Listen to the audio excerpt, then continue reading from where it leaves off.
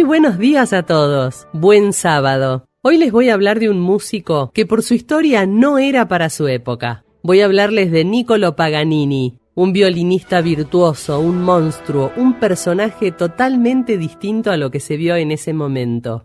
Niccolò Paganini nació en Génova, Italia, un 27 de octubre de 1782. Falleció en Niza a los 57 años el 27 de mayo de 1840. Él fue violinista, violista, guitarrista y compositor, pero además una personalidad increíble. Estuvo considerado entre los más famosos y virtuosos de su tiempo y además reconocido como uno de los mejores violinistas que jamás haya existido. Cuando Niccolò tenía 5 años, su madre, Teresa Bocchiardo, le cuenta al marido un sueño que tuvo. El marido dijo, uy, ¿qué habrá soñado? Y no, en realidad lo que había soñado era que se le aparecía el demonio anunciándole que el hijo de ella iba a ser un famosísimo violinista. El padre, Antonio Paganini, que era un trabajador portuario, violinista amateur, medio bohemio con algunos problemitas económicos, le transmitió a Niccolò Paganini muchos conocimientos, por ejemplo sobre mandolina, guitarra, violín y el juego. La cuestión es que cuando él se empieza a imaginar que se puede salvar con el nene, es como cuando tienen un hijito que juega bien al fútbol, que lo meten a ver si el día de mañana es Maradona. Bueno, acá le hicieron lo mismo. El padre le enseña a tocar el violín y le dicen, dale nene, toca el violín, practica. Le obligaban a practicar 10 horas por día. Y si no practicaba, le pegaban y lo dejaban sin comer. Y si encima seguía sin practicar, lo encerraban escuchando Arjona. No, mentira. El padre quería salvarse con el nene definitivamente. Al poco tiempo Niccolò tiene sarampión, en esa época no existía la penicilina. La cuestión es que se pone muy mal, en un momento lo declaran muerto, lo envuelven en una mortaja y por suerte no llegaron a enterrarlo porque el pibe no estaba muerto. Por suerte no lo enterraron vivo, pero esta enfermedad sí le dejó secuelas después para toda la vida, entre ellas una que lo favoreció, que fue el síndrome de Ehlers-Danlos o síndrome de Marfan. Este era un problema en los tejidos conectivos que en realidad lo que hacía era darle muchísima más elasticidad, más laxitud, tanto en los hombros como en los brazos, en las manos y en las piernas. Podía estirar las manos muchísimo más que cualquier persona normal.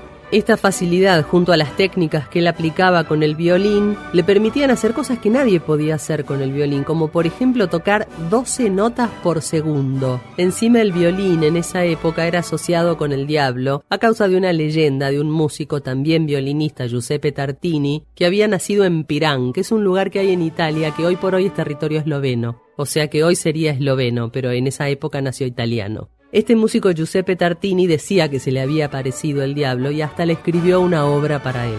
Por eso también, por esta facilidad de Paganini más la historia que ya venía, decían que Paganini tenía un pacto con el demonio y que por eso podía tocar lo que nadie más podía tocar. Además su estilo era de generar unas notas y unos sonidos que hasta el momento eran absolutamente desconocidos. Este monstruito a los 8 años compone su primera sonata. A los 9 hace la primera aparición pública y a los 13 empieza a hacer una gira local, el nene.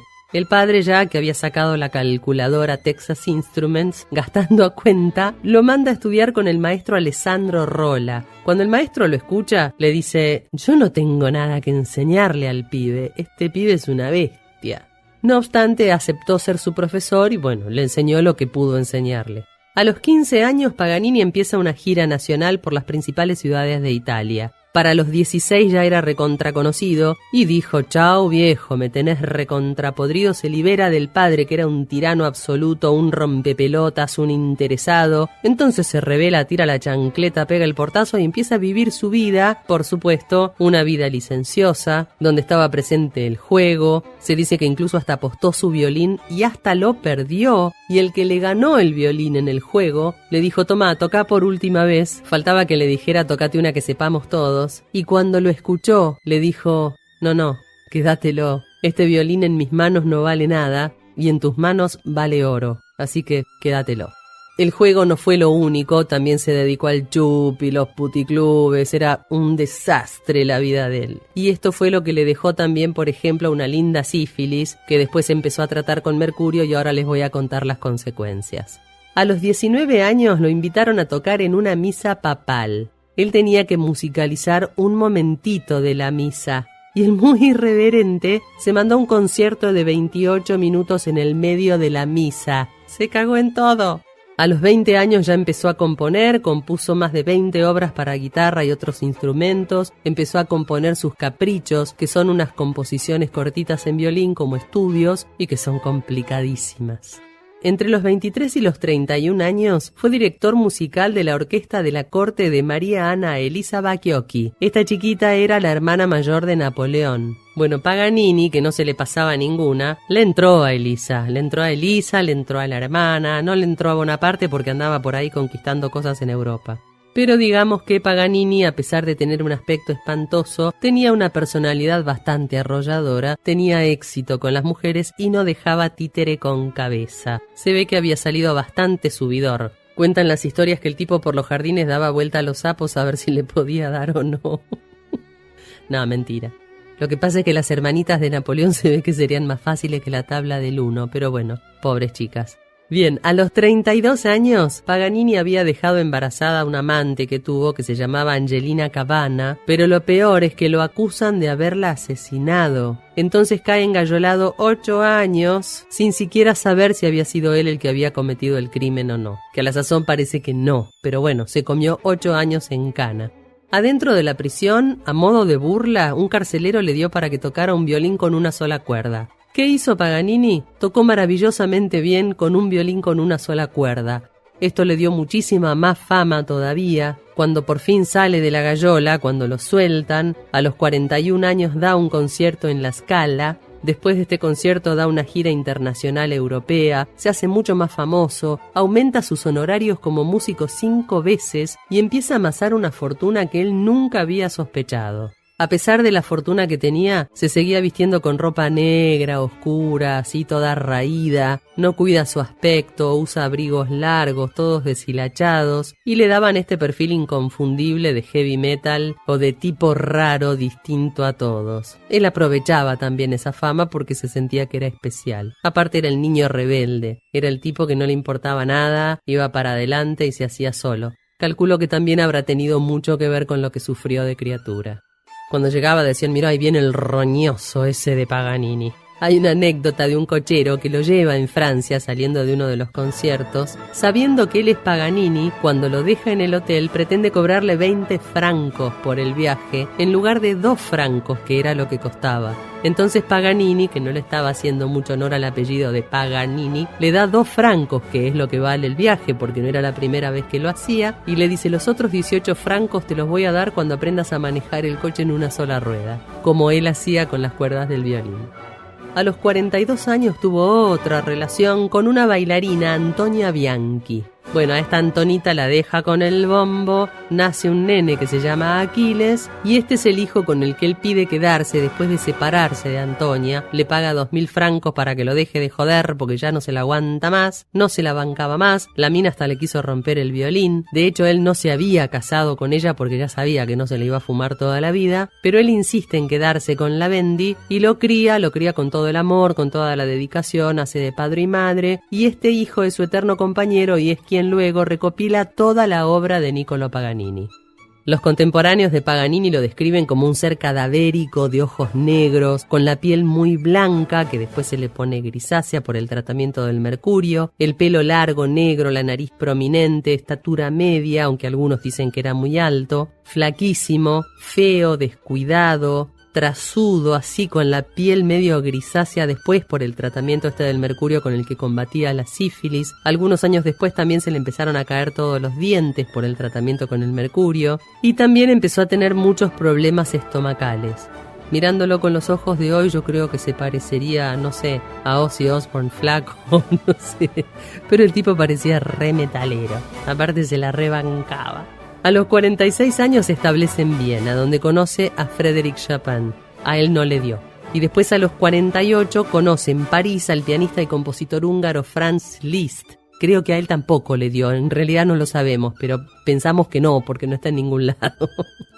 Creo que son los pocos que se salvaron de la matraca de Paganini.